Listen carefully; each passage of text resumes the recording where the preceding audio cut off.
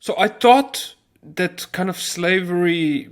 I may have it all wrong here. Please correct me, but that it was a common practice in the Ottoman Empire Very that when you much. conquered other peoples, you took slaves if they were not Muslim.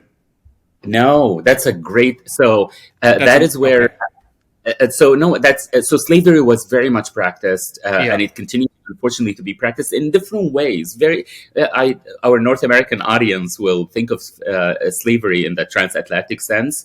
It is very different kinds of from slavery chattel that slavery, it's different, right?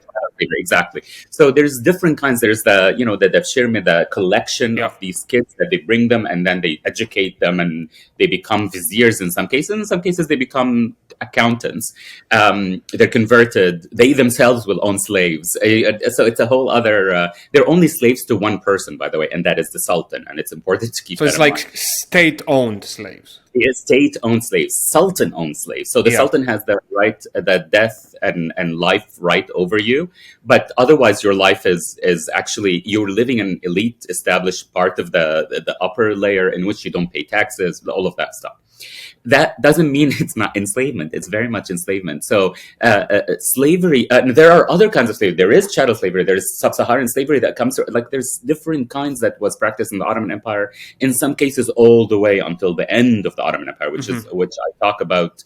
I mean, illegally, but still and all the way till the very end, which is part of what I talk about in this more recent book, which was shocking to me, but very important to talk about. I thought the reason I'm saying all this is there. But having said that, there are legal and illegal ways of obtaining slaves according to if you are following Sharia. strict religion.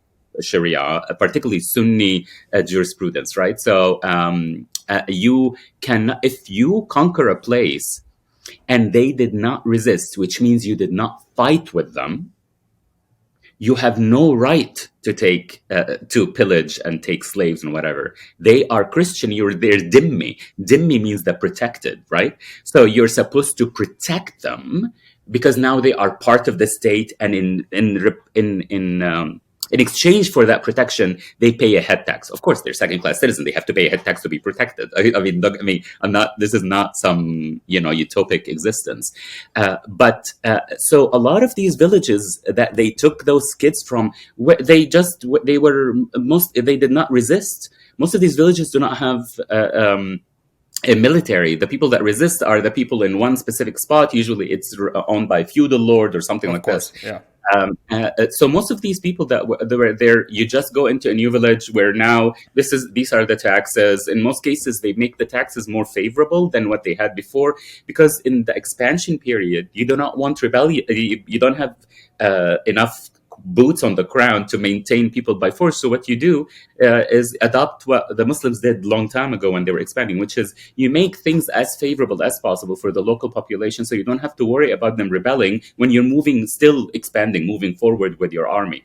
So except when it comes to it's a big exception. This taking a few, you usually have a specific number that you take, and there's a lot of debate that after about 100 years of this practice, which was horrendous, but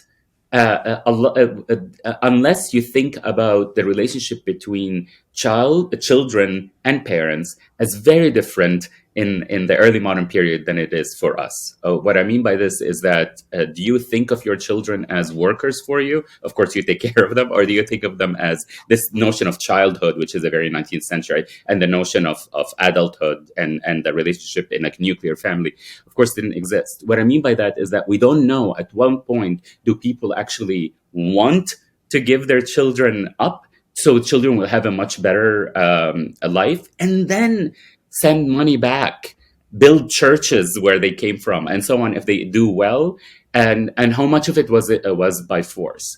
It is enslavement. Let me just make this very clear. I'm not saying this as a.